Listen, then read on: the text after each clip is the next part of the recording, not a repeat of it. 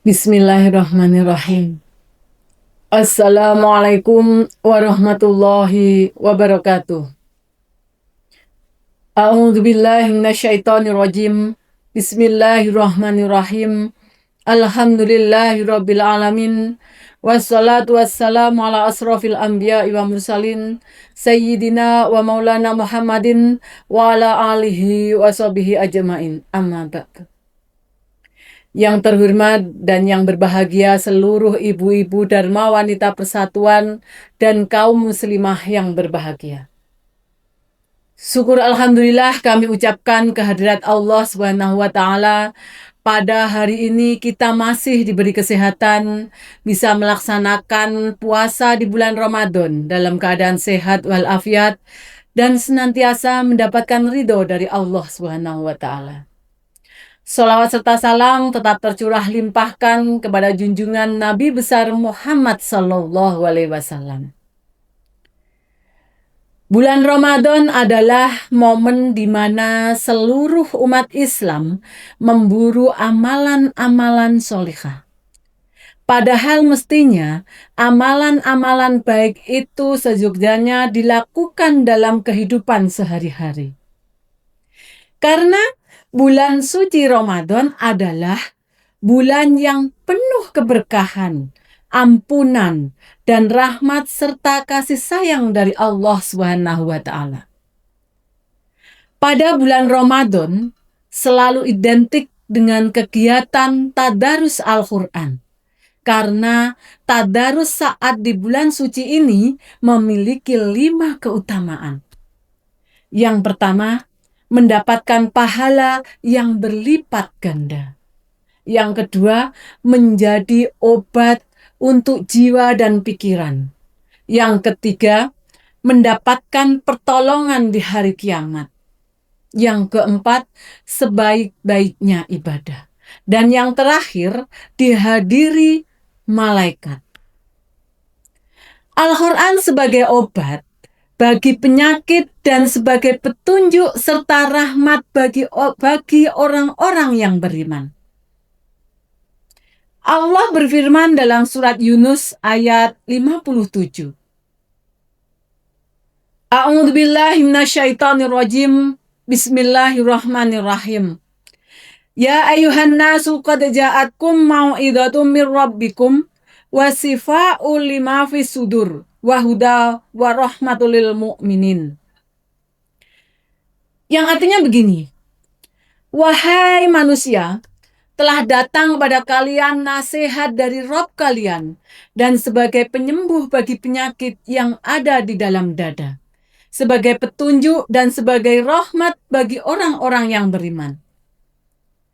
Allah menyebutkan dalam ayat tadi bahwa Al-Quran sebagai petunjuk, sebagai rahmat juga sebagai syifa, artinya sebagai obat. Sifa'ul lima fis sudur, obat dalam dada. Seluruh umat manusia berpeluang memiliki penyakit, baik penyakit lahir maupun batin. Ketika seseorang jatuh sakit badan dan tubuhnya, Allah telah menyediakan hamba-hamba yang berilmu menjadi seorang dokter, menyediakan apoteker dengan paket obat-obatan. Allah menurunkan penyakit, Allah juga memberikan obatnya. Kita diperintahkan untuk selalu berikhtiar. Ketika mendapatkan anugerah sakit, tidak selamanya harus disesali. Karena beberapa sakit itu memberikan beberapa hikmah. Allah memberikan sakit agar kita merasakan nikmatnya sehat, merasakan nikmatnya makan, merasakan nikmatnya ibadah dan beraktivitas yang lainnya.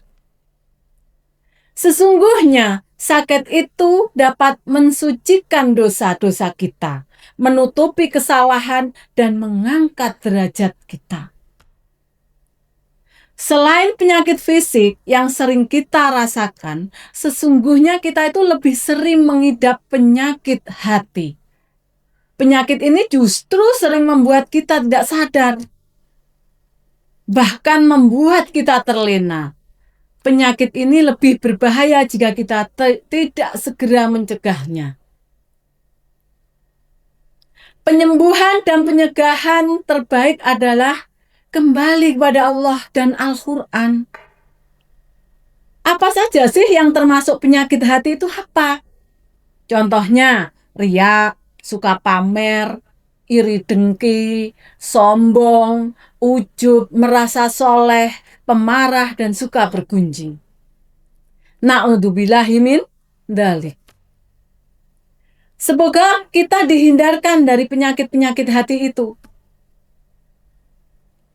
Seseorang yang diserang penyakit hati, sebenarnya kepribadiannya sedang terganggu, sehingga kurang bisa mengendalikan dirinya, bahkan tidak mampu memahami persoalan yang ada pada dirinya. Karena orang yang terkena penyakit hati menganggap dirinya sehat, normal, lebih baik, lebih unggul, dan lebih penting dari yang lainnya. Apabila manusia merasakan hal tersebut, bisa dikatakan ada indikasi terserang penyakit kejiwaan. Bagaimana cara mengobatinya? Yang pertama, berzikir, selalu memohon kepada Allah dan selalu mengingat kepada Allah. Yang kedua, istighfar, memohon ampunan kepada Allah. Dan yang terakhir, yang ketiga, yaitu selalu membaca Al-Quran. Demikianlah Al-Quran yang begitu dahsyatnya bisa menyembuhkan segala macam penyakit. Dengan zikir kita selalu ingat Allah. Sedih tidak jelas, melakukan kejahatan fisik maupun batin, selalu ingat Allah. Segala yang kita lakukan, baik buruknya kita, adalah masa lalu. Dan waktu tidak bisa berputar kembali. Maka mohon ampunlah kepada Allah dengan cara beristighfar yang selalu menggaung di bibir, dan hati kita akan berdampak pada hal-hal yang positif dan mengikis keburukan-keburukan masa lalu. Yang terakhir, membaca Al-Quran. Membaca Al-Quran dengan istiqomah akan membuat jiwa raga kita damai dan tenang. Dan inilah yang sebenarnya kita harapkan dalam kehidupan sehari-hari.